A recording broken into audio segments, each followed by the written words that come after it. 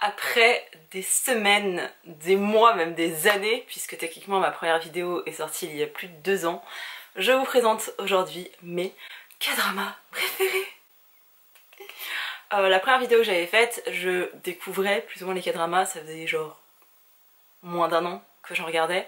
Donc il y avait une sélection assez restreinte et je vous disais juste ce que j'avais regardé, ce que je regardais, ce que je comptais regarder. Et entre temps, j'en ai regardé plus d'une centaine, mais vraiment genre plus autour de 150-200 que autour de genre 90-100 quoi. Donc aujourd'hui je vais vous parler vraiment de ceux qui font partie de ma top list parce que autrement cette vidéo durerait, je pense que 8 heures ce serait vraiment un minima. J'ai fait un Google Doc avec tous mes K-dramas préférés, enfin non, tous mes K-dramas regardés qui sont répertoriés, donc ça va du coup de cœur aux 5 étoiles, aux 4,5. Enfin j'ai vraiment fait par demi, hein, 4,5, 4, 3,5, 3, voilà. Y a un code couleur que vous ne verrez peut-être pas à l'écran, si légèrement, pour les dramas qui sont encore en cours de visionnage, et voilà. Et à la fin j'ai noté tous ceux que je compte regarder. Voilà, ça c'est ceux que je veux regarder. J'ai pas assez d'une vie en fait pour faire tout ça, mais c'est pas grave parce qu'aujourd'hui je vais vous parler de mes chouchous. Il y en a 1, 2, 3, 4, 5, 6, 7, 8, 9, 10, 11, 12, 13. Mais il y en a beaucoup dont je vous avais déjà parlé dans la précédente vidéo, donc le lien sera en barre d'informations et dans le petit en haut de l'écran, je ne sais jamais où ça se trouve. Je vous avais déjà parlé de It's Okay Not To Be Okay, de Record of Tears, Romance is a Business Book, Fight For My Way, je crois que j'en avais déjà parlé, incroyable, j'aime trop. En même temps, il y a Kim Ji-woon qui joue dedans, et Kim Ji-woon c'est genre... Voilà. D'ailleurs, je vais pas vous parler que de mes K-dramas préférés, mais aussi de K-dramas qu'il faut regarder parce que ça a son importance pour moi. Genre vraiment que j'étais... Oh, donc... Oh, j'ai trop hâte. Je vous avais déjà parlé de She Was Pretty, maintenant vous allez savoir si Itaewon Class est toujours sur la première marche du podium, puisque c'était mon K-drama préféré. Et à l'heure actuelle, il est toujours mon K-drama préféré parce que... Déjà, la tension qu'il y a eu au cours de ce K-drama. Ici on suit la vie d'un jeune homme à qui il arrive toutes les merdes possibles, toutes les injustices au monde, lui il les vit, il perd son père très jeune, il est soumis à l'injustice, c'est lui qui va en prison alors que il a même pas pris sa revanche par rapport à son papa.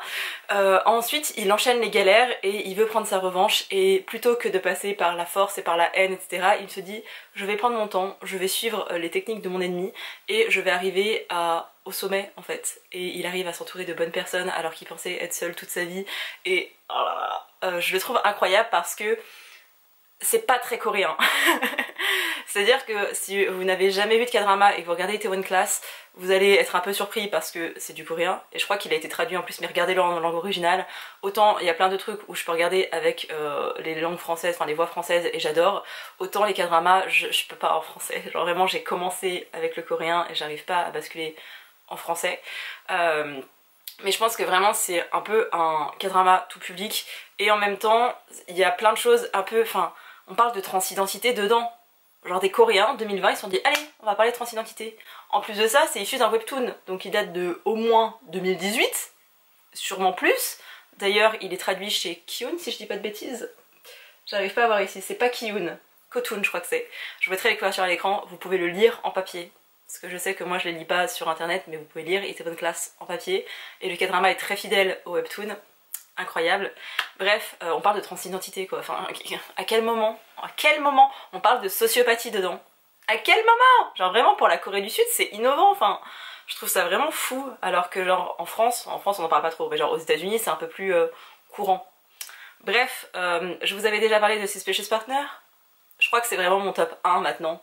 Parce qu'en fait ça dépend par quel ratio je juge. Genre si je dois juger entre ce K-drama est incroyable, c'est... Oh là là, vraiment, il y a plein de thématiques super fortes. Non, Suspicious Partner, il est pas en top 1.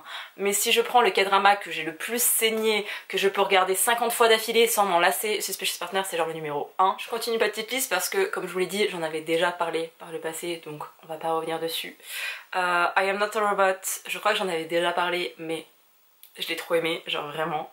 Sky Castle, je vous avais pas parlé de Sky Castle. En fait en regardant Sky Castle j'ai réalisé que c'était ça mon type de drama préféré. J'adore les romances, c'est un truc qui me fait du bien, je peux en regarder toute l'année, voilà. Je suis en panne de K-drama, un peu comme la panne de lecture, vraiment je ne sais pas quoi regarder, je suis un peu genre oh, je peux regarder mes préférés, ceux que j'ai déjà vus et revus, que je connais par cœur, je suis là oh là là c'est trop bien. Et je vais aussi me tourner vers des romances, c'est un peu la facilité mais ça marche bien avec moi, dans l'ensemble je passe toujours des bons moments, c'est pas toujours incroyable mais ça fait son taf. Par contre j'ai découvert ce que j'adorais dans les K-dramas, c'est-à-dire des thrillers et tout ce qui va être judiciaire. Vraiment quand il y a une injustice, ce genre de choses, je suis là Sky Castle, c'est un K-drama où on suit 3 familles principalement, qui vivent plus ou moins en harmonie, en tout cas truffés de faux semblants. Ils sont tous riches, ils ont tous été pour les maris, parce qu'il y a beaucoup de questions des maris qui sont assez absents aussi. Je vais essayer de pas trop m'éparpiller, mais tous les maris ont été en fac de médecine, les grands-parents aussi, et du coup la logique, le rêve ultime ce serait que les enfants aillent aussi en fac de médecine, et du coup on va suivre des mères de famille qui veulent que leurs enfants intègrent l'une des universités de la Sky. La Sky c'est l'équivalent coréen de l'Ivy League aux États-Unis, genre Yale, Princeton, etc. C'est vraiment l'élite des facs aux États-Unis. En France, on aura la Sorbonne qui s'y rapproche, ou alors Sciences Po. Et en Corée, vous avez la Sky, donc c'est 3 universités très réputées, très chères et très prisées, et tout le monde ne peut pas rentrer dans ces universités. Donc forcément, ces mères de famille vont tout mettre en œuvre pour que leurs enfants puissent aller en fac de médecine, sauf qu'ils s'acharnent sur leurs enfants, ils les font travailler à mort, ils les exploitent presque, et on voit toutes les manipulations possibles par ces mères de famille, qui parfois ont un bon fond, hein, mais leur amour de leurs enfants, ça passe forcément par leur réussite. Enfin, en tout cas, c'est ça, c'est ce qu'on croit. Il y a une nouvelle famille qui va débarquer avec un jeune homme qui aussi pourrait aller en fac de médecine. Le père est médecin, mais le père n'a pas forcément pour ambition que son fils aille absolument dans une grosse fac, qu'il fasse forcément médecine. Oui, il serait content s'il le faisait, mais c'est pas non plus genre sa priorité. Il s'obstine pas sur son enfant, et c'était beaucoup trop bien. Il y a des meurtres dedans, il y a des mystères, il y a la pression, enfin vraiment tout le côté manipulation est dans ce K-drama, et c'est très bien fait à la sauce coréenne avec une bande originale que j'adore, genre We All Lie, je l'écoute encore, je suis là genre vraiment j'ai des frissons et tout, j'arrête d'en avoir parlé, j'ai la chair de poule, vous le verrez pas mais c'est l'un de mes K-dramas préférés. J'ai pas regardé les derniers épisodes tout de suite parce que les 2 ou 3 derniers épisodes j'étais tellement envahie d'émotions et de vraiment, il y a une actrice dedans, je vous mettrai le nom et la personne à l'écran, elle me fait peur dans ce K-drama. Vraiment, elle joue tellement bien qu'à un moment donné, j'étais là, mais... Et il y a tellement de retournements de situation, mais pas des trucs... Enfin, tout est probable et tout est... Tu sais pas quelle vie ont les ultra riches en Corée du Sud, et quand tu regardes dedans, déjà tu vois la différence de cast, et tu... Vraiment, mais... un délire. Et c'est très bien joué, il y a un panel d'acteurs et d'actrices incroyable, c'était beaucoup trop bien, j'ai adoré, vraiment c'est l'un de mes K-dramas chouchou au monde que je recommande à tout le monde, mais il y en a pas tant que ça qui aiment parce que justement beaucoup de pression, on parle aussi de la jeunesse coréenne et ça renvoie aussi à d'autres thématiques, mais c'était trop bien, genre vraiment c'était beaucoup trop bien. Ensuite j'ai mis Juvenile Justice, faut aussi que je vous en parle parce que ce K-drama, je l'aime trop. Je crois que je l'ai regardé dès sa sortie. Ici on suit une femme qui est juge pour enfants et ça commence par une interview, d'ailleurs comme dans Itaewon Class, c'est peut-être aussi pour ça que j'aime ce format, où elle explique qu'elle fait ce métier parce qu'elle déteste les enfants. Tu te dis juge pour enfants, elle devrait aimer les gosses et c'est pour ça, et en fait elle commence par non, elle déteste les enfants. Et elle arrive dans un nouveau... Oh, j'ai perdu le nom. Bref, elle va prendre ses fonctions en tant que juge pour enfants, mais il y a une autre équipe qui est déjà en place, elle va apporter sa contribution, et elle côtoie surtout des hommes qui sont très bienveillants, qui veulent que les jeunes s'en sortent. Du coup j'en ai appris plus sur la justice juvénile, parce que je ne savais pas comment ça fonctionnait en Corée du Sud, et ça fait aussi le lien avec un fait réel, qui est à partir de quel âge on détermine qu'un enfant est en capacité d'être jugé, d'avoir conscience de ses actes et pouvoir les assumer seul, sans la responsabilité des parents, parce que selon un certain âge, voilà. Ils font un comparatif avec les États-Unis, il y a beaucoup de gens dans ce K-drama, vous allez voir Holden, qui manifestent, enfin, c'est vraiment une représentation aussi de la véritable société coréenne. Il y a des gens qui manifestent et qui disent oui, il faut que dès 12 ans, que dès 11 ans, ils puissent être capables d'assumer la conséquence de leurs actes, c'est pas normal que des enfants fassent ça, c'est pas forcément que les parents qui sont responsables, donc il faut qu'ils soient jugés, il faut qu'ils aillent en prison, et vous avez ce débat de à partir de quel âge justice peut être faite pour un enfant, pour pas que les parents soient plus ou moins mis en partie. Et vous avez aussi cette femme, déjà on veut comprendre pourquoi elle déteste ses enfants, et on le sait dans ce K-drama, donc ça c'est cool. Il n'y a pas du tout d'histoire d'amour, il y a très peu de choses personnelles dedans. Il y a une histoire qui tient un peu le truc, mais il y a très peu d'éléments personnels. On suit plusieurs histoires d'enfants, parce que de jeunes adolescents, d'enfants, qui ont commis des actes parfois horribles. Genre vraiment la première histoire, c'est l'histoire d'un jeune garçon qui doit avoir genre 12 ans je crois, 12 ou 13 ans, qui a tué un enfant de 4 ans et qui l'a découpé en morceaux. Ça c'est la première histoire. Tiens, pendant un épisode et demi, et vraiment quand tu commences le cadran avec ça, t'es là, ah. Et vous avez cette femme, cette juge qui est froide, qui est vraiment, mais elle laisse rien passer, et tu te dis mais c'est pas possible, mais elle peut pas détester les enfants à ce point, ils vont nous faire un revirement de situation, ils vont dire qu'en fait elle les adore et que, ou j'en sais rien, trop mais non, genre vraiment elle est intransigeante. Et vous avez son collègue juge aussi, qui est beaucoup plus cool. On voit aussi des ados qui sont en cours de réintégration, de réinsertion, et on voit aussi bien des vols, que là je vous ai parlé d'un meurtre. On parle aussi de tout ce qui va être réseaux sociaux, de tout ce qui va être vidéo en ligne, de la pornographie dedans, de la prostitution également, du proxénétisme. Enfin, quand même, c'est assez fou de voir toutes ces thématiques abordées. On va parler aussi de récidive et du rôle des parents en fait.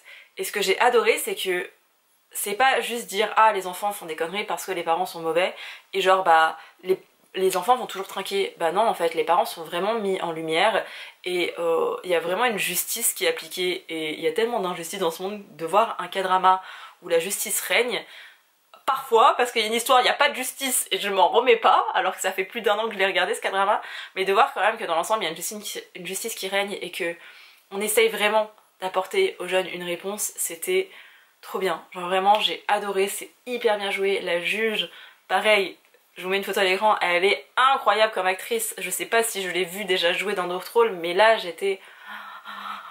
c'était beaucoup trop bien. C'est vraiment, si je vous disais que Suspicious Partner c'était vraiment mon top 1 parce que je le regardais tout le temps et que je saignais et que je pourrais le regarder jusqu'à la fin de mes jours, vraiment Juvenile Justice c'est vraiment le K-drama que j'ai trouvé le plus excellent, le plus complet. Je l'ai regardé 2 fois, je vais je pense le re-regarder parce que juste de vous en parler, je me rappelle des scènes, je suis ah mais oui j'ai besoin de le regarder, c'était trop bien. Mais il est incroyable, et c'est pas une romance, parce que si on me dit oui j'aime pas les romances, par quoi je peux commencer, mais Juvenile Justice il est trop bien. Regardez-le si vous aimez le côté enquête et judiciaire surtout, mais il y a de la corruption parce que forcément si on parle du côté judiciaire, on parle aussi de politique, on voit légèrement comment ça se passe en Corée du Sud, mais c'est oh là là, c'était beaucoup trop bien. Ça donne envie d'en savoir plus, mais je trouve qu'en France, enfin en France ou même de manière générale, genre on voit la Corée du Sud pour la skincare, bah, de toute façon les 3 quarts, hein, la skincare, la K-pop et les K-dramas, mais on voit pas assez le côté sociétal, il n'y a pas assez de ressources. Et je trouve ça pénible, genre au niveau livre, je galère tellement à en trouver en français, genre traduisez des essais, traduisez des recherches en fait menées par des étudiants parce qu'on a besoin en fait. Ensuite, j'ai mis dans mon petit top coup de cœur Tomorrow, qui a été aussi un énorme coup de cœur, je l'ai adoré. Je sais même pas comment vous décrire cette histoire parce que ça se joue sur plusieurs pans. Dans Tomorrow, on suit l'histoire d'un jeune homme qui est interprété par Eun-woo, qui est... Bref, ce jeune homme cherche un boulot comme jamais, il va à plein d'entretiens d'embauche, il est jamais sélectionné alors qu'on sent que c'est une bonne personne, et il est avec l'un de ses meilleurs potes qui essaye d'être fonctionnaire et il galère à passer le concours, enfin bref. Ils s'entraident mais ils n'y arrivent pas, et c'était très révélateur aussi de la société coréenne, mais bref. Ils s'entraînent et ils s'entraident pardon, et ils n'y arrivent pas. Il est proche de sa maman et en fait il sent que elle a tout sacrifié pour lui, et il n'arrive pas à lui rendre l'appareil, du coup il se sent super mal, et sa mère est hyper supportive et tout, et il a aussi une petite sœur. Bref, un jour il voit un homme qui est prêt à sauter d'un pont, et il essaye de l'en empêcher, et il va se passer tout un revirement de situation parce que des gens vont débarquer de nulle part, et vraiment le bazar. Et là il se retrouve dans le coma cet homme, et on lui fait un pacte. On lui dit cette situation n'est jamais arrivée, soit tu restes dans le coma pendant je ne sais plus combien de temps et je crois qu'il finit par mourir, ou je sais plus trop comment ça marche, ou alors il reste vraiment longtemps dans le coma, genre 10 ans, ou bref je ne sais plus tout à fait les termes, ou alors il décide d'être une faucheuse, parce que les personnes qu'il avait vues sortir de nulle part c'était des faucheuses. Il comprend pas trop et il finit par accepter. sauf qu'il y a différents stades, il y a différentes fonctions dans le fait d'être faucheur. Il y a toute une société parce qu'on est dans un monde fantastique, mais les faucheuses sont renseigner sur des personnes de manière électronique, genre ils reçoivent une alerte sur leur téléphone en mode oui telle personne est en danger machin, ou telle personne doit faire ci ça ça. Du coup il y a des personnes qui gèrent le côté communication, des côtés informatiques etc. Et au début notre personnage il va être affecté dans l'un de ces services sauf que ça ne lui correspond pas, et ensuite il va être affecté dans le même service que les deux personnes qu'il avait croisées plus tôt sur le pont, qui sont des faucheuses sur le terrain, mais qui ont un petit peu une fonction particulière, puisque leur but ce n'est pas de recueillir une âme une fois que la personne est morte, leur fonction c'est d'empêcher les gens de se suicider.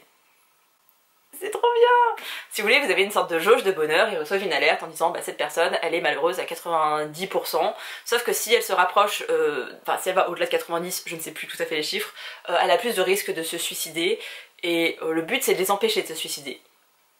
Donc il fait partie de cette équipe, lui c'est un peu le mec un peu cool et un peu innocent, et il est genre oh là là je vais faire ça, machin, oh là là. Et il est confronté à deux personnages un peu plus sombres, une jeune femme qui est toujours un peu à distance et qui a un passé surtout historique très fort, qui va revenir dans la suite de l'histoire et c'était trop bien.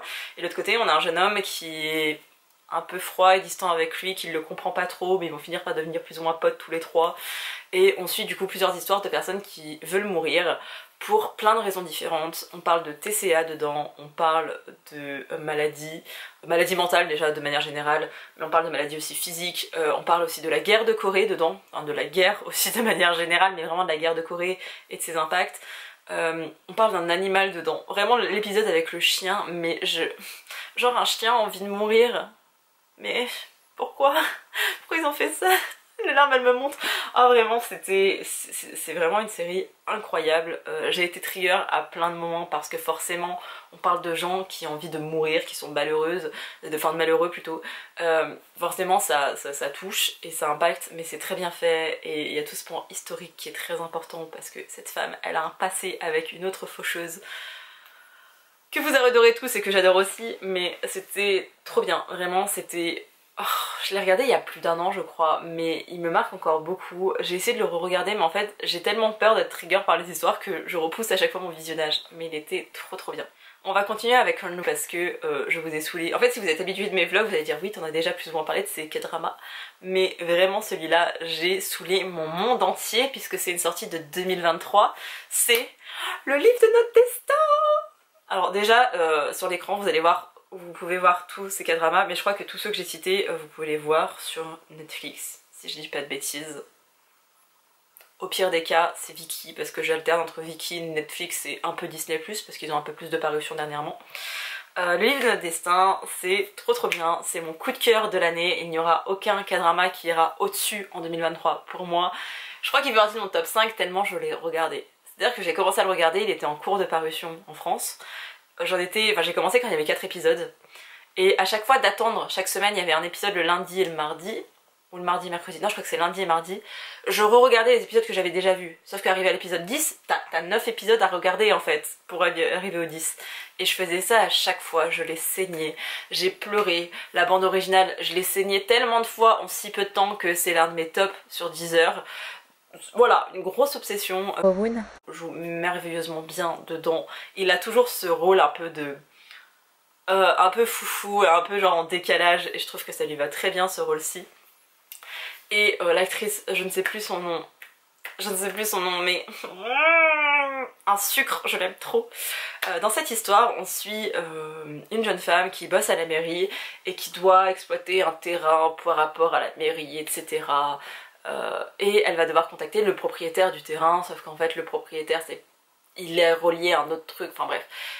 Il va la renvoyer vers une autre femme et il va y avoir quelque chose de mis en place. Sur le terrain, il va déterrer une boîte et une sorte de chaman va dire que cette boîte elle appartient à la fille.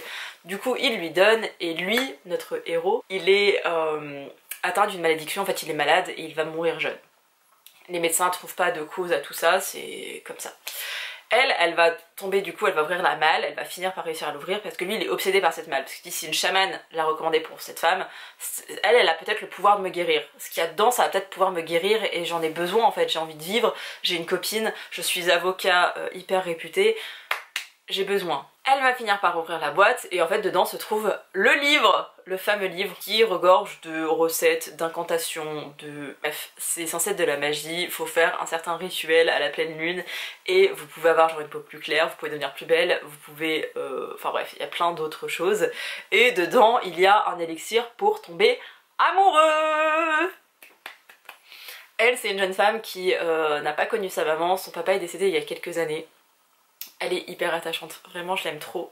Elle travaille à la mairie et en fait elle a pas d'amis et à la mairie elle essaye de se lier d'amitié avec ses collègues sauf que ses collègues font tout pour la mettre de côté et on voit vraiment juste une jeune femme de 30 ans qui a pas une carrière incroyable mais qui vit sa petite vie comme ça et elle a pas d'attache et elle se sent seule et elle mange seule et ça lui brise le cœur de manger seule mais elle essaye à chaque fois de créer des liens, elle n'y arrive pas. Et à la mairie travaille un homme qui se montre gentil avec elle et forcément elle en tombe amoureuse, elle est amoureuse de lui depuis des années et elle va donc faire un jour, elle est désespérée et elle va jeter ce sort pour qu'il tombe amoureux d'elle et c'est un élixir à boire et je vous le donne 1000, c'est pas la bonne personne qui va boire l'élixir. Je m'arrête là en termes de résumé mais du coup nous avons cet homme, notre héros, qui se retrouve à être amoureux d'elle, sauf qu'il a pas envie d'être amoureux d'elle. Il va finir par travailler dans la même entreprise qu'elle, enfin dans la même mairie qu'elle, lui au pôle juridique parce qu'il est avocat, alors qu'avant il avait une brillante carrière, mais voilà. Il a une petite amie, et sa petite amie c'était genre l'ennemi de notre héroïne parce qu'elle l'a bully pendant toutes ses années lycée, elle l'a tellement harcelée d'ailleurs que notre héroïne elle a arrêté le lycée. C'est aussi pour ça qu'elle n'est pas forcément très estimée par les autres parce qu'elle n'a pas fait une fac, elle n'est pas incroyable, elle, voilà. Vraiment très société coréenne tout ça. Et du coup nous avons notre héros qui n'a pas envie d'être amoureux d'elle. Mais en même temps il l'est. Donc à chaque fois il va chercher à rentrer en contact avec elle et il est tellement adorable et des fois il est cruel. Et c'est ce que j'ai adoré, c'est que parfois il est vraiment méchant avec elle et le nombre de fois où il lui a brisé le cœur, mais les gars il a brisé le mien aussi. Vous avez aussi tout ce côté chamanique où si ce livre existait c'est qu'il a été créé il y a des années de ça, donc on va retourner à l'ère de Joseon qui est une ère historique de Corée et on va suivre en fait un peu le destin de ces personnes, donc le livre de notre destin, voilà. Et c'était beaucoup trop bien. Alors je vous avoue que les 4 derniers épisodes, enfin surtout, il y a toujours, dans les 4 c'est toujours comme ça. Le premier, voire les 2 premiers épisodes, c'est un peu tu te cherches, tu sais pas trop où on va, c'est pas... On sait pas, ok, c'est un peu bizarre, on aime bien, mais c'est pas non plus incroyable. Ensuite, je trouve que ça s'enchaîne jusqu'à l'épisode 8-10, alors là, vous avez tout ce qu'il faut. Généralement, on passe de l'effleurage de main à l'épisode 8 au baiser à l'épisode 10. Et t'es là, c'est juste des lèvres qui se touchent, hein, parce que bon, un peu de pudeur, hein. Et après vous avez genre un élément déclencheur qui sort un peu de nulle part ou qui est un peu nul et après moi je trouve que j'ai du mal entre entre le 10 et le 12-13, en général il y a 16 épisodes, entre le 10 et le 12-13 j'ai un peu du mal et après on repart sur autre chose. Là il y a quand même un petit peu un twist entre guillemets, un élément où j'ai pas trouvé ça incroyable, c'était un peu une facilité, j'étais là bon ok, mais pour autant, en fait je crois que j'aimais tellement que c'est drama que je lui ai tout pardonné. Genre vraiment, c'est mon top de 2023, il était trop bien. Oui c'est une romance mais il y a aussi un côté historique et vraiment mais je l'aime trop aimé, je l'ai trop aimé. Et le dernier coup de cœur que j'ai eu, je crois pas que c'était cette année, hein, je crois que c'était l'année dernière que j'ai regardé, en 2022, c'est My Name, mais mon dieu, je connaissais déjà Han So-hee de... genre sa réputation entre guillemets, son nom, son visage, etc. Sauf que là je l'ai vraiment découverte et j'ai découvert son talent et c'est incroyable. Je vous parlais du côté judiciaire mais je crois qu'on peut l'étendre à vraiment le côté injustice sociale. Donc il y a le côté judiciaire qui rentre en jeu parfois mais il y a aussi le côté injustice sociale.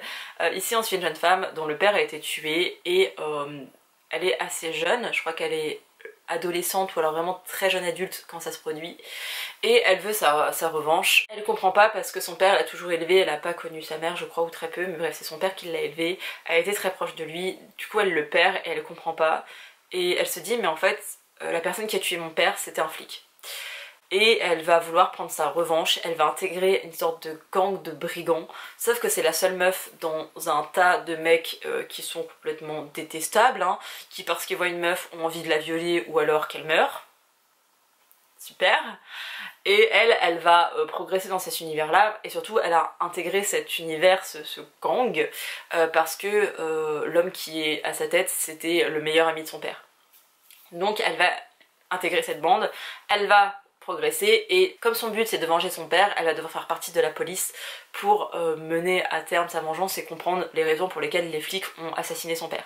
C'était incroyable, c'était trop bien joué, il y a une tension, à des moments je regardais pas parce que c'était trop violent, parce que même physiquement, en fait elle fait de la boxe, genre elle a dû se muscler et perdre du poids je crois Anne Soyer, et enfin vraiment, il y a beaucoup de boxe, de combats clandestins, il y a aussi beaucoup de questions de drogue qui est complètement interdit en Corée du Sud, même si là il y en a un peu plus en circulation, c'est complètement interdit, donc on voit tout ce réseau là, on voit forcément tout ce qui va être des dérives liées à ce business là, je vais rester assez vague, et on va aussi suivre du coup son côté flic infiltré, sauf que elle va se reprocher notamment d'un collègue qui la déteste, enfin bref, elle a envie de comprendre qui est le coupable, qui a tué son père et pourquoi surtout, et en même temps elle doit jouer son rôle d'infiltré et elle doit toujours rester fidèle au meilleur ami de son père, sauf que lui il est dans des trafics de drogue donc elle doit essayer de déjouer, enfin bref.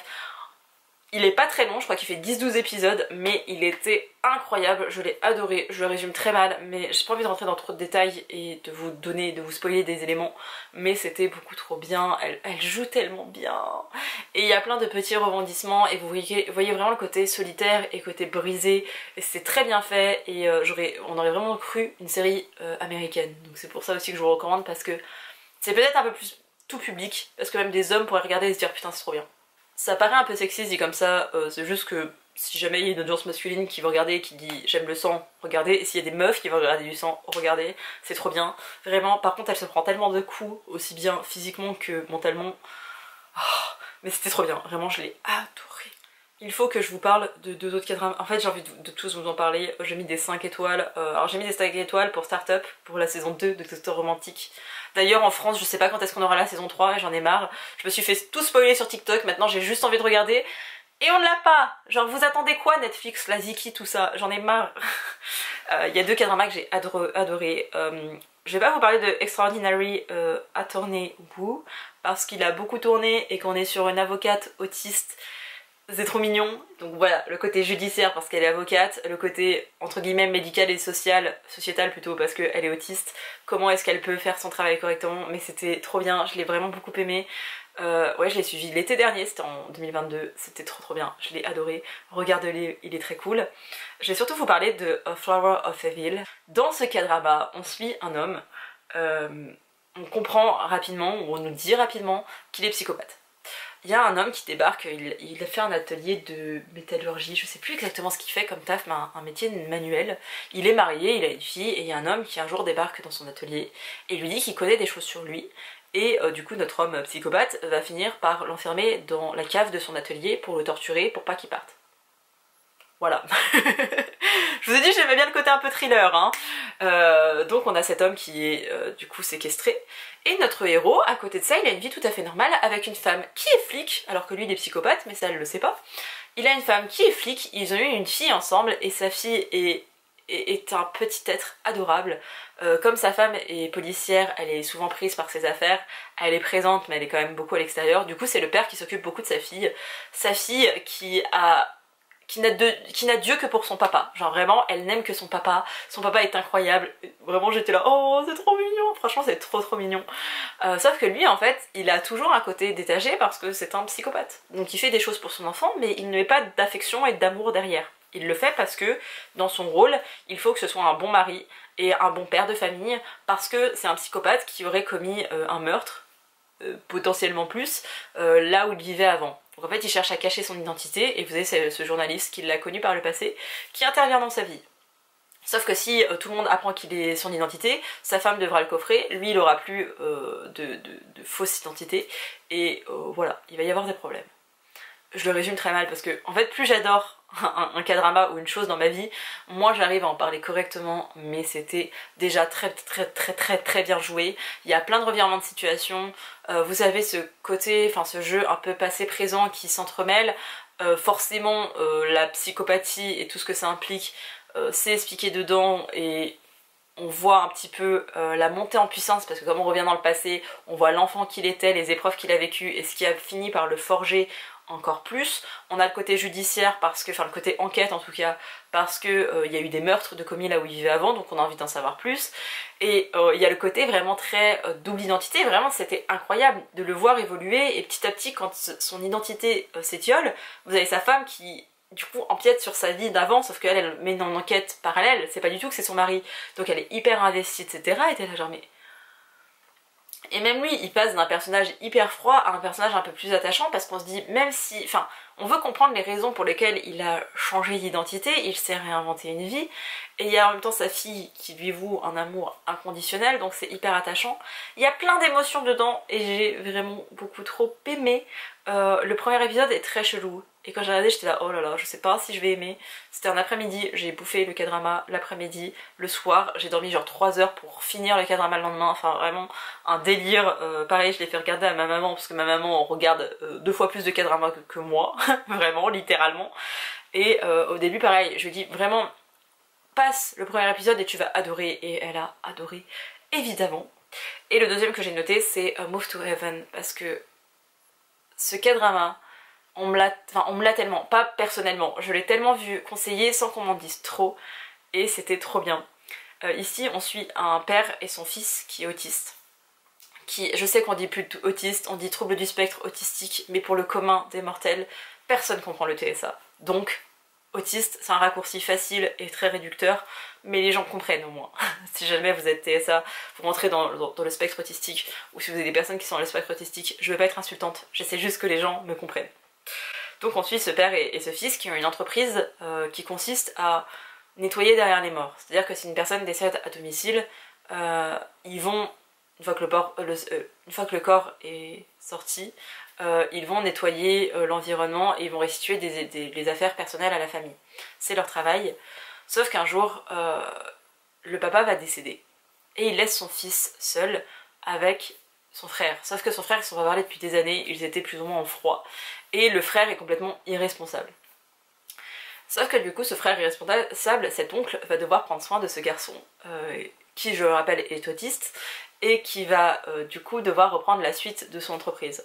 Sauf qu'on passe par d'un garçon, enfin d'un homme, qui, je crois, a fait de la prison, mais en tout cas a tout d'un délinquant et n'a pas du tout envie d'être là. Sauf qu'il est là pour une seule et unique raison, c'est que s'il prend bien soin de son neveu et s'il prend bien soin de l'entreprise, il aura aussi accès à de l'argent. Du coup, il accepte de le faire. Il y a un, je sais pas si c'est un avocat, un notaire, l'équivalent coréen de ça, qui veille un peu à ça. Et surtout, nous avons la voisine de ce garçon, de ce jeune garçon, qui est son amie et qui, elle, gravite autour. Et elle le voit pas d'un bon oeil, là, l'oncle qui débarque de nulle part, qui connaît rien de l'autisme, qui connaît rien des hyper sollicitations, enfin, vraiment la lumière vive, ou alors le bruit, ou alors le contact physique qui est compliqué. Et du coup, il est hyper intrusif et hyper dur avec son neveu, parce que bah, lui, il est comme ça, c'est sa personnalité, il voit pas pourquoi il changerait. Et son neveu qui est hyper ritualisé parce que ça lui fait du bien, et ben en fait, il arrête pas de le faire briller. Et c'était trop bien, parce que on voit déjà l'affection, l'amour de son père, d'un père pour son fils. On voit le côté entreprise familiale et c'est voilà, c'est trop bien. On voit aussi cette voisine qui essaye de prendre soin de ce garçon parce qu'elle l'aime bien, mais elle n'est pas amoureuse de lui, donc ça c'était cool aussi. On voit cet oncle complètement paumé et on comprend pas pourquoi son frère a décidé de lui léguer, non, mais de lui confier la garde, en fait, la tutelle de son fils. Il y a toutes ces choses qui rentrent en considération, et vous avez aussi le côté de bah c'est trop bien, enfin c'est trop bien, ça peut paraître glauque mais ça ne l'est pas, de voir bah qu'est-ce qu'on fait des corps et comment, enfin qu'est-ce qu'on fait des corps, non, qu'est-ce qu'on fait de l'environnement de la personne, parce que là je vous ai parlé d'histoire personnelle de cette entreprise familiale, mais à côté de ça, à chaque fois qu'ils vont sur une scène de meurtre, de suicide, de mort aussi de vieillesse parfois, à chaque fois qu'ils vont sur ces lieux, bah, y a des histoires de personnes, donc vous suivez l'histoire de la vie de la personne dans son environnement, donc en fait vous avez que la famille et vous dites ah bah c'est une famille de riches bah cette personne elle lui est arrivée, enfin elle est décédée, ok, vous voyez cette famille de riches, je lui dis mais pourquoi est-ce que cette personne a pu mourir, etc. Tu commences à te faire un peu des films, et eux ils vont découvrir la vérité de par les éléments personnels de la personne qui est morte, et c'était... Vraiment il y a des histoires qui m'ont trop touchée, j'y pense encore, je l'ai pas regardé il y a très très longtemps, j'avais beaucoup aimé, c'était très doux, et je m'attendais pas à cette fin là, mais elle était parfaite, c'est pas incroyable, mais c'est vraiment genre... la fin qui était bien pour eux et c'était vraiment chouette et c'est très bien joué et j'ai eu un vrai attachement au personnage et pareil c'est un K-drama un peu comme Tomorrow, j'aimerais le regarder mais je suis pas encore prête à franchir ce pas parce que c'était peut-être pas forcément aussi triggerant que Tomorrow mais ça reste quand même, on parle de la mort donc c'est pas hyper gay, vous voyez. J'ai mis 4 étoiles et demie donc vraiment on va rester dans le top du panier mais j'ai envie de vous les recommander. Taxi Driver, incroyable, j'ai adoré ce K-drama. Encore une fois, on est sur une thématique de justice et d'injustice. C'est une entreprise de taxi et il y a une partie des employés de cette entreprise de taxi qui sont pas là trop pour faire les chauffeurs. On suit un personnage principalement, mais on suit toute la bande en même temps, où leur but c'est de... quand les gens ont envie de prendre une revanche, de se venger, ils peuvent appeler un certain numéro et à chaque fois qu'il leur arrive un truc, une injustice, ce numéro pop un peu de nulle part, ils trouvent un post-it, un stickers, une carte de visite de cette entreprise. Ils montent dans ce taxi qu'ils ont contacté précédemment et ils content leur histoire au chauffeur. Ils disent bah voilà, moi il m'est arrivé ça, mon enfant est mort, ou alors il s'est passé tel truc, je suis devenue pauvre à cause de telle société, ils racontent leur histoire. Et le chauffeur les dépose devant genre une sorte de borne d'arcade et ils doivent choisir si oui ou non ils veulent prendre leur vengeance, leur revanche. Les gens décident dans notre histoire très souvent oui, et donc la société de taxi va décider de prendre leur revanche, la vengeance de cette personne. Sauf que c'est pas genre la vengeance, ah t'as perdu de l'argent, on va récupérer ton argent. C'est t'as perdu de l'argent à cause de ce connard qui fait des trucs injustes, et bah on va soit peut-être pas tuer mais fortement blesser cette personne, voire même la séquestrer. C'est pas juste ah bah on récupère l'argent et puis oh t'as pas été une bonne personne. Non non, ils punissent les gens. Et je sais que ça va à l'encontre de ce que je vous ai dit sur ah j'adore les dramas avec de la justice. Alors justice n'est pas rendue parce que vous faites une chose mal. Genre vraiment, je suis contre ça, mais c'est très bien fait et on voit aussi le côté de est-ce que le fait de prendre ta revanche littéralement sur quelqu'un, est-ce que pour autant ça enlève ta peine? Bah non en fait. Donc même ça c'est hyper bien exploité et j'adore vraiment tous les personnages, ils ont une vraie histoire et ils deviennent une véritable famille. Eux-mêmes ont vécu des injustices et ça on le voit surtout dans la saison 1 que j'ai vraiment préférée par rapport à la saison 2. Mais c'était vraiment, je l'ai adoré. Pareil, comme un peu Move to Heaven, beaucoup recommandé, je comprends, et je recommande derrière, même si je sais que tout le monde n'adhérera pas à ce K-drama. The Glory, on en a beaucoup trop parlé, incroyable. Vraiment la saison 1 c'était ma préférée. La saison 2 est beaucoup plus dans de la vengeance, mais je vous ai dit c'est mon genre préféré maintenant, tout ce qui est justice, injustice, tout ça, donc voilà. Je regarde ma liste, comme ça je peux vous en conseiller certains. J'ai adoré, mais vraiment adoré Summer Strike. C'était beaucoup trop bien. Alors, rien d'extraordinaire, vraiment. Ici dans cette histoire, on suit une jeune femme qui vivait à Séoul. Je crois que c'est ça. J'ai un peu un doute sur la localisation, mais je crois que c'est ça. Elle vivait dans une grande ville en tout cas, et du jour au lendemain, elle décide de tout quitter et de venir s'installer à la campagne. Elle quitte tout, c'était genre la grosse introvertie, hein, et elle va le rester d'ailleurs. C'est une grosse introvertie qui quitte sa vie en ville pour aller à la campagne, et elle va passer du temps dans une bibliothèque notamment. Et dans cette bibliothèque travaille un garçon qui ne parle pas, qui est aussi introverti qu'elle, et elle se dit ah bah mince, il est muet. Et en fait elle va juste venir prendre ses petits bouquins et elle évolue à la campagne jusqu'au jour où ce garçon va lui parler.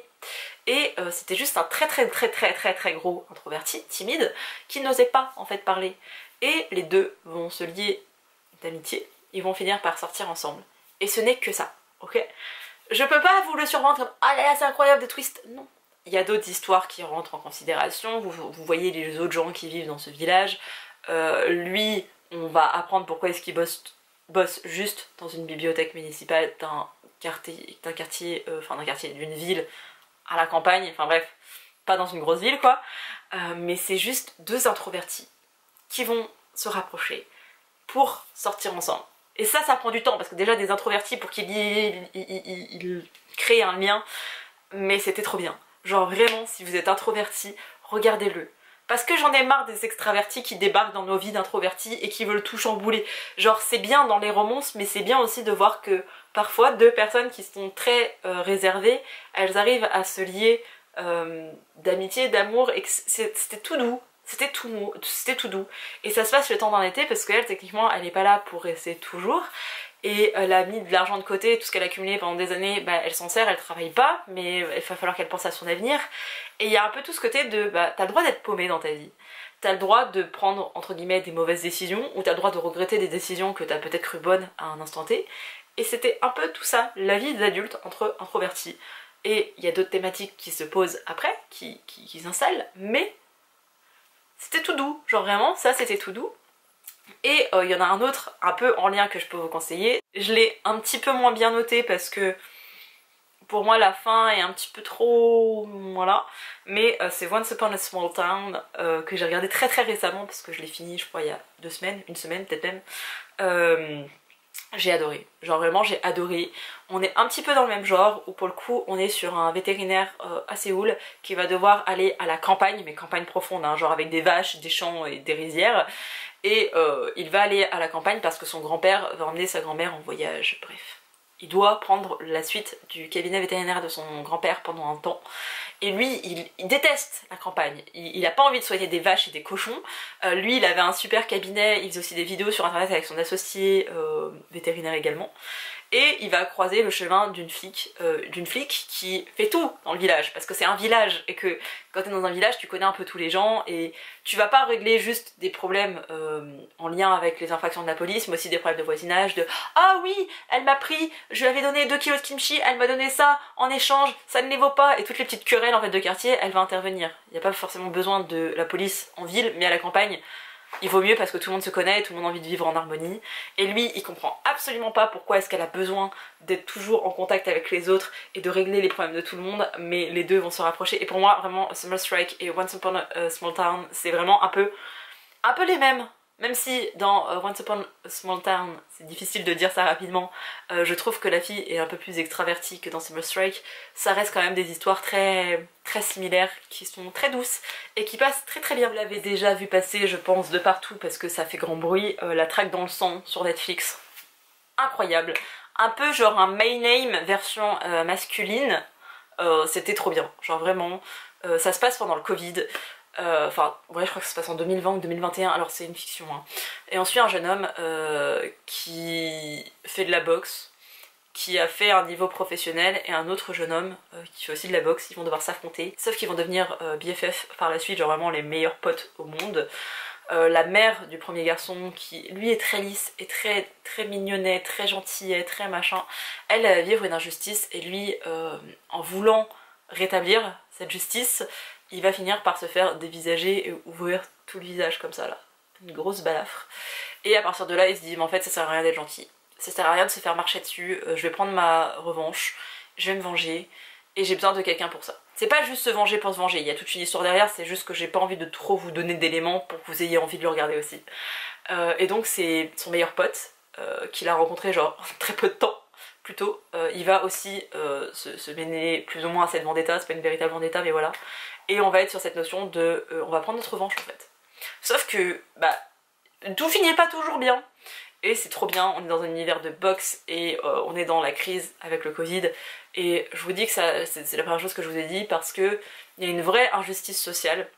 Parce qu'en France, quand les magasins ont fermé, quand il y a eu tout, enfin on était en...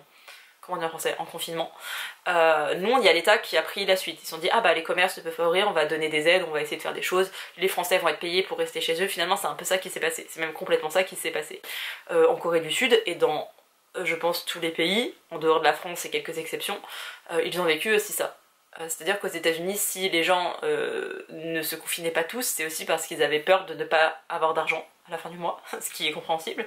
Il y a eu d'autres raisons hein, aussi, parce qu'ils sont un peu cons pour certains, hein. Il y en a qui tirent sur des tornades quand même aux États-Unis.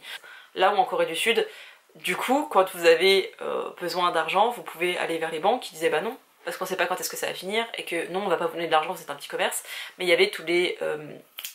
Ah, comment on appelle ça? J'ai oublié le mot exact de ça. Mais bref, tous les gens qui vont faire des sociétés de prêt j'ai pas le nom, ah ça m'énerve.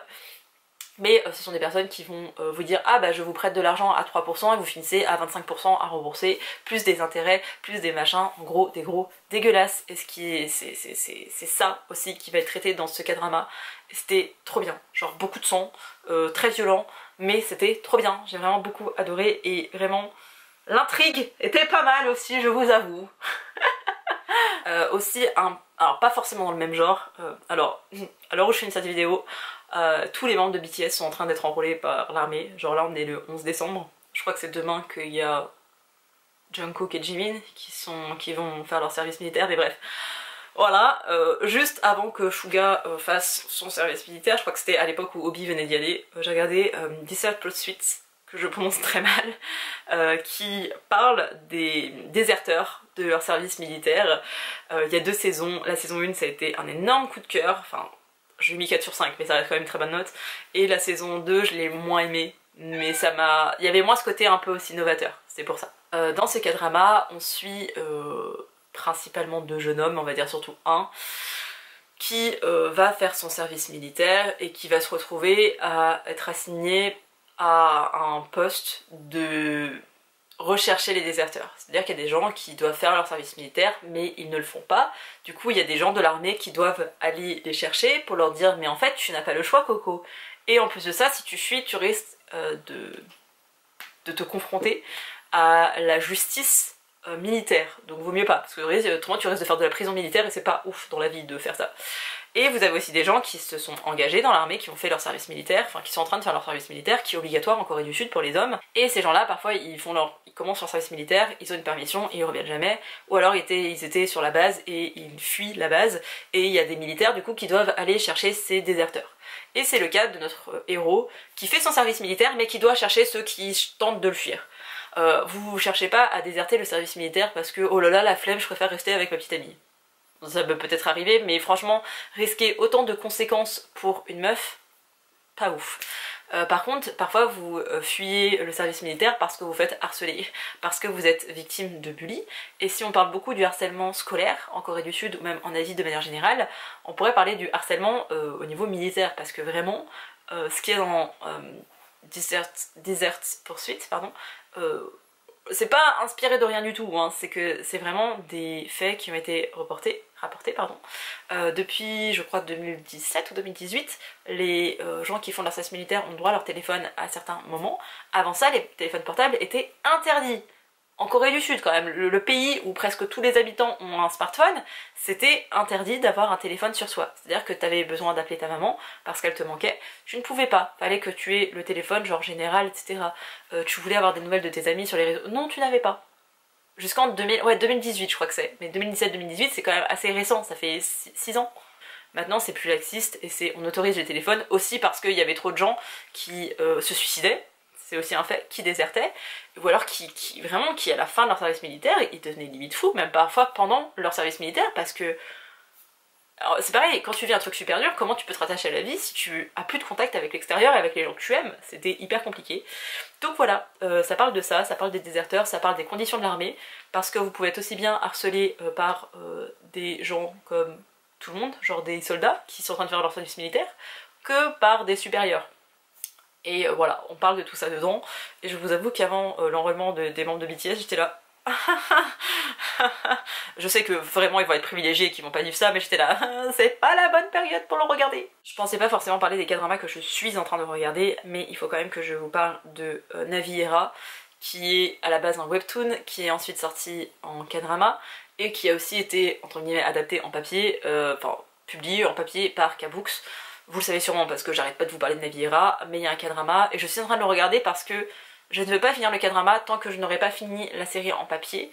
Là il y a 4 tomes de sortie, c'est ça, sur 5. Donc du moment où le 5e tome sera sorti que je l'aurai lu, je pourrai terminer ce K-drama, mais je l'aime beaucoup. On est sur un jeune homme qui est un danseur professionnel, mais qui s'est blessé et qui du coup ne peut pas aller... Enfin qui essaye de devenir plutôt danseur professionnel, mais il s'est blessé donc il peut pas accéder encore au côté entre guillemets professionnel.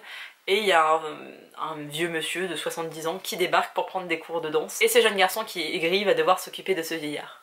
Et c'est trop bien, parce qu'il n'y a pas que ça et c'est trop bien. Je suis aussi en train de regarder 2 K-dramas que j'aime vraiment beaucoup. C'est 2 que je suis... Alors, plus ou moins activement, parce que là j'ai raté les derniers épisodes, mais c'est pas plus mal parce que je les regardais avec les sous-titres en anglais, et c'est compliqué pour moi.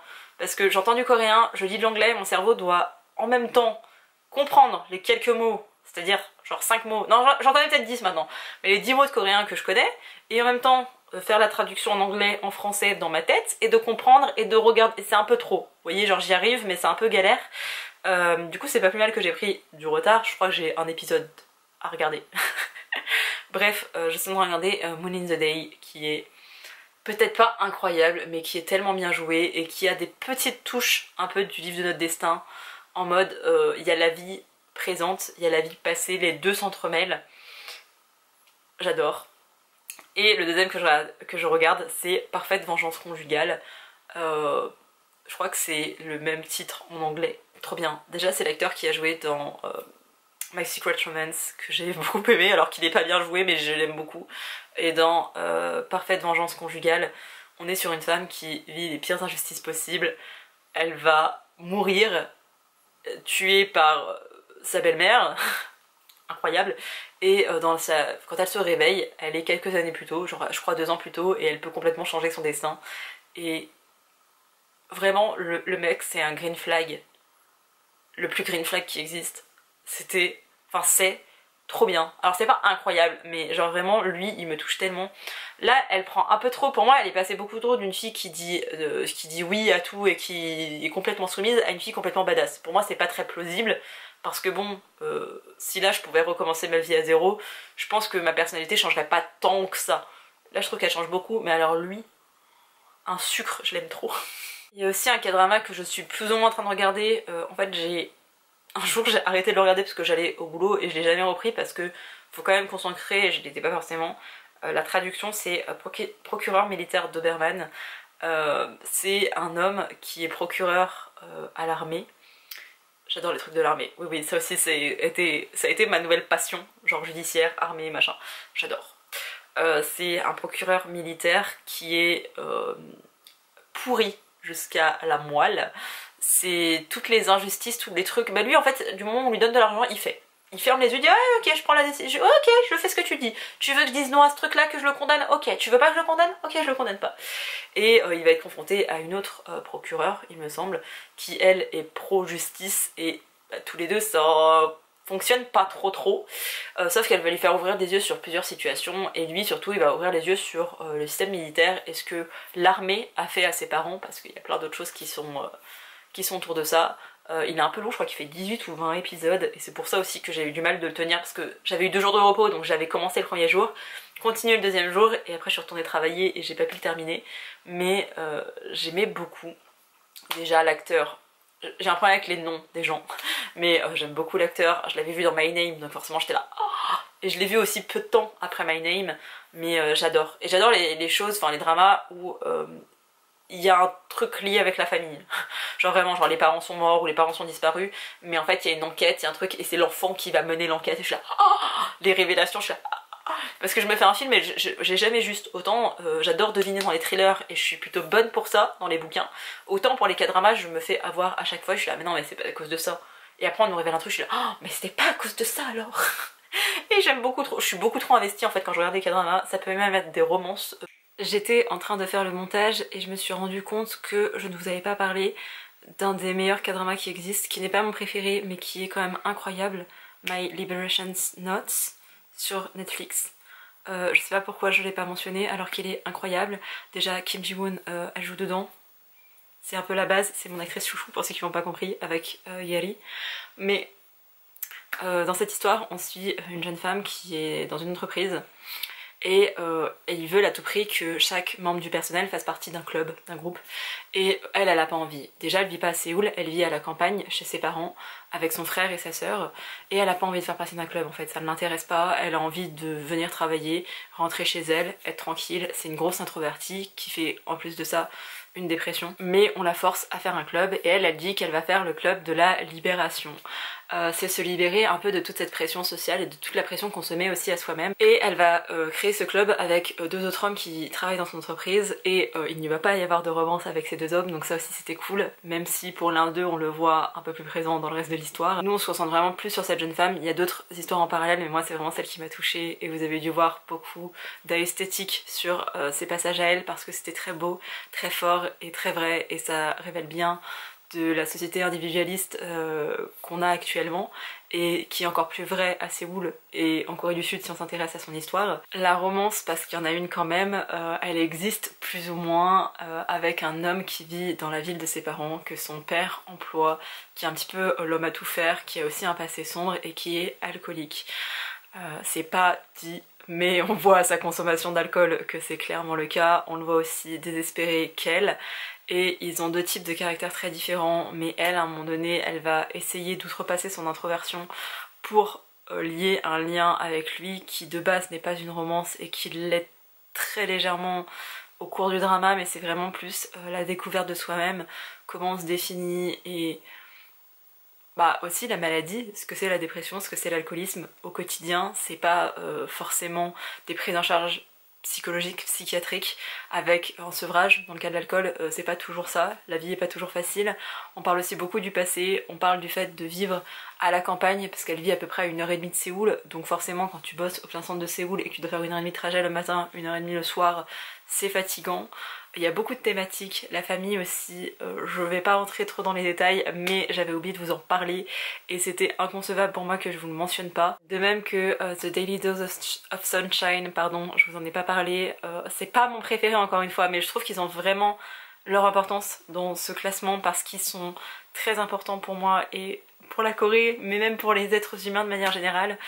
Dans ce K-drama-ci, on suit une infirmière qui était dans un service, je ne sais plus dans quel service, mais bref, à l'hôpital.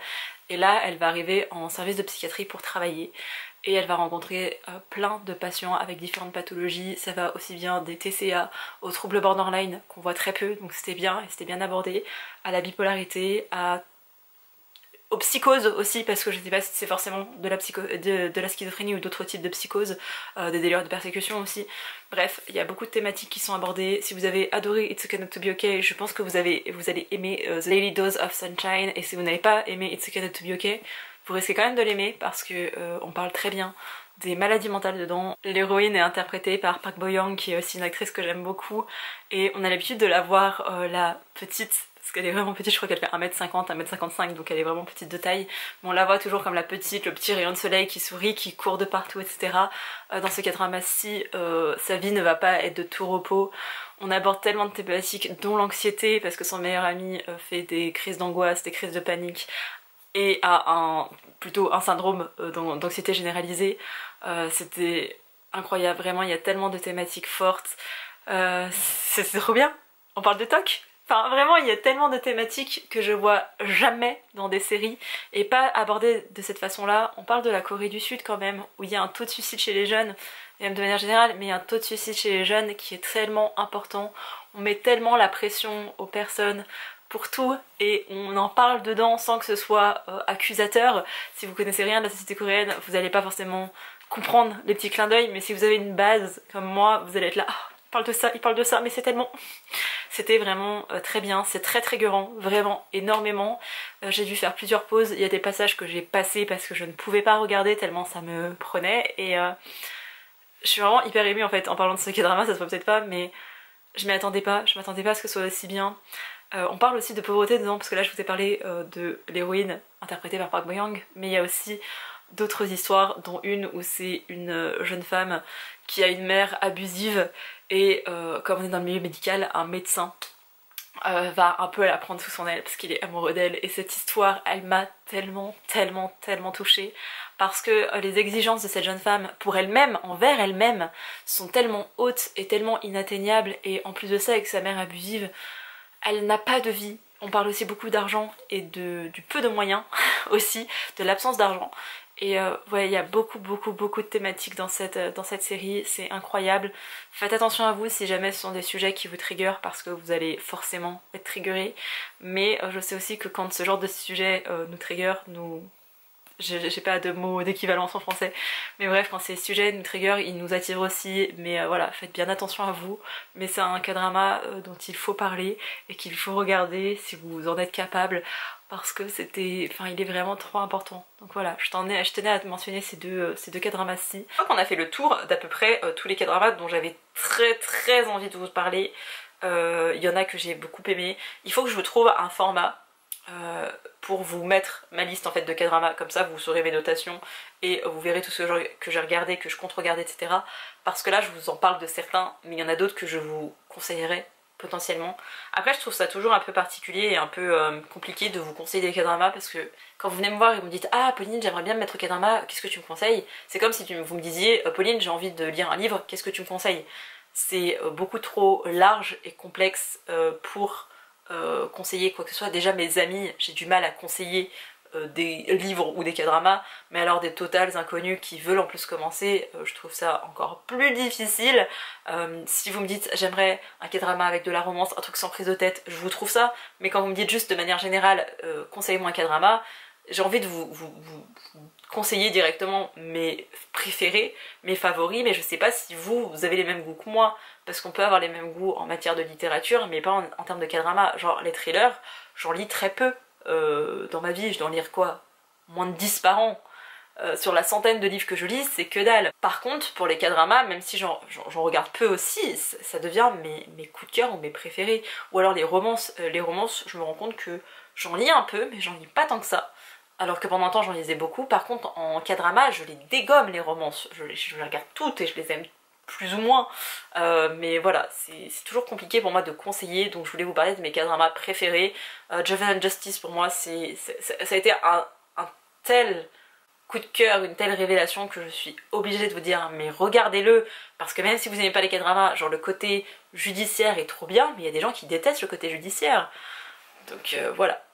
Je vous ai pas parlé de ces dramas dedans, c'est-à-dire des dramas chinois, mais j'ai commencé à en regarder, sachez-le. Alors je trouve que le chinois, alors j'aime pas la langue, j'aime pas le chinois, mais ça passe un peu plus parce que ça fait des années que je suis habituée au japonais, je suis maintenant complètement habituée phonétiquement au coréen, c'est pas dire que je le comprends mais j'ai l'habitude. Par contre le chinois pour moi, je dissocie pas les mots en fait, je ne comprends pas, pour moi c'est un enchevêtrement de voilà, mais il y a des choses qui sont bien faites, et autant les K-dramas ça prend du temps, vous voyez, genre les romances, t'es là, ah, faut attendre l'épisode 14 pour qu'ils couchent ensemble. D'ailleurs dans le livre de notre destin, incroyable cette scène là, regardez-la, même sans regarder regardez le K-drama, mais cette scène là est trop bien. Mais faut attendre un certain moment dans les K-dramas pour avoir quoi que ce soit. Dans les C-dramas là, puis c'est pareil, dans les K-dramas tu comprends qu'ils vont coucher ensemble, tu ne vois pas, tu devines, tu vois la porte qui se ferme, tu dis ah, ça y est, et t'es content pour eux, t'es fier.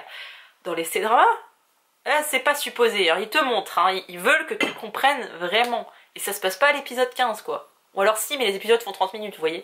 Mais voilà, les C-dramas ça commence petit à petit.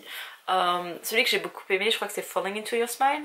Ouais c'est ça, c'est Falling Into Your Smile, où on est sur une jeune fille qui est gameuse et qui va intégrer genre, je connais rien au terme de gaming, ok, mais qui va intégrer genre la ligue, l'équipe masculine, enfin une autre équipe masculine, et elle va faire partie de leur team, et il y a un garçon qui la déteste, et elle comprend pas trop, mais elle se met un peu aussi à le détester, et ils vont finir ensemble, et c'est trop bien parce qu'on voit une femme dans l'univers du gaming. En plus de ça, ça se passe en Chine, du coup c'est très actuel, on parle beaucoup de e-sport et de tout ce qui est associé, des scandales, etc. Des fans complètement tarés, des personnes qui se permettent d'insulter et de harceler même cette jeune femme parce que c'est une femme alors que c'est une très bonne joueuse. Voilà, c'était vraiment très bien, j'ai beaucoup aimé. C'était pas incroyable mais je l'ai vraiment beaucoup aimé.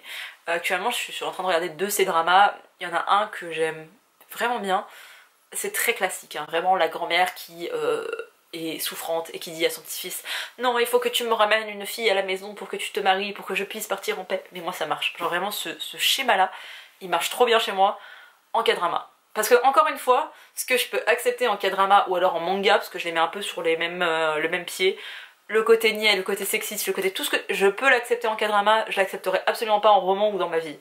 Ce qui est un peu paradoxal, mais vraiment il y a des choses où je me dis ça fait du bien, tu réfléchis pas trop. Mais à côté de ça, quand j'ai une femme badass comme dans My Name, j'étais trop contente d'avoir une Han Soo-hee hyper engagée et tout. Mais voilà.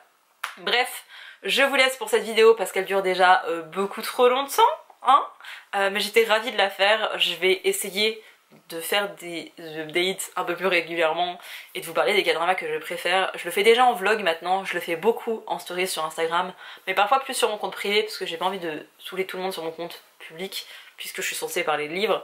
Mais voilà, parfois je glisse, genre Livre de mode destin, j'en ai parlé un petit peu de partout. J'essaye d'en parler dans les vlogs, mais j'ai pas envie que ça devienne non plus l'entièreté d'un vlog. Surtout que c'est compliqué de dire ah j'adore un K-drama. Genre je fais un vlog d'une demi-heure pour vous dire que j'aime un K-drama. Ça a pas trop de sens. Mais voilà, je vous en parle, je vous les cite. Je vais trouver un moyen de répertorier mes K-dramas pour que ce soit ouvert à tout le monde, comme ça vous verrez et je l'actualiserai régulièrement. Je ne veux pas un site spécialisé là-dedans parce que je ne les tiens jamais à jour. J'ai tenté la même chose pour les livres, ça ne marche pas chez moi. Je suis très papier et je suis très Google Doc, donc je vais trouver une alternative pour vous que vous puissiez voir ce que je regarde, ce que j'ai aimé, comment je les ai notés, etc. Après vous aurez pas mes nuances, mais voilà. Genre Goblin, c'était pas si incroyable que ça les gars, vous m'avez menti, le monde entier m'a menti. La seule chose que j'ai retenue de Goblin c'est la bromance est trop bien, la romance j'ai pas aimé. Et l'OST est incroyable, mais j'avais zéro doute là-dessus. Aussi j'ai regardé Academy of Souls, pas trop du tout aimé la saison 1, préféré la saison 2 quand même, et déçu quand même de la fin, parce que ça rejoint la saison 1, et surtout l'OST de la saison 2 de Academy of Souls. De toute façon je pourrais vous faire une vidéo entière sur les OST de K-drama, puisque j'ai une playlist de 350 titres d'OST de K-drama. Mais on va pas faire une vidéo là-dessus, juste écouter l'OST de Goblin, écouter l'OST de Academy of Souls, écouter l'OST du livre de notre destin, et déjà je serai heureuse. Sur ce, je vous laisse, j'espère que cette vidéo vous a plu, et je vous retrouve bientôt pour reparler de lecture du coup. Bye.